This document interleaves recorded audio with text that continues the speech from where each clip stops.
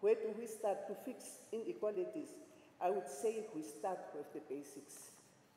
When we talk about basics, we talk about somebody stepping out of your house.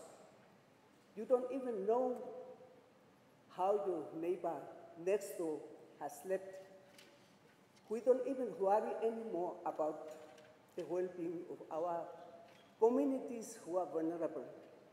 We must knock at one another's doors and see what is happening if we are going to address these pandemics. Madam Mbumba also used the opportunity to applaud the work done by her predecessor, Monica Kaingos, who through the establishment of the Be Free Youth Campus undertook to fight against inequalities. One of the pillars of the Organization of African First Ladies is on health. She has built this beautiful facility in Katutura where everything is under one roof, and it focuses also on health, where people from the age of below up to 35 can go, and I'm sure no one above that will also be turned away if they need some help. That's a youth campus in the heart of Katutura.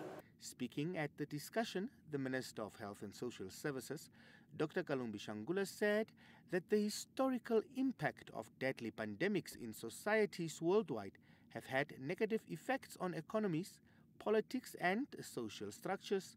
Dr. Shangula said Namibia has made progress in combating HIV/AIDS, TB and malaria, citing declines in incidents and deaths, but also outlined challenges such as the TB's link to HIV and the need for sustained funding.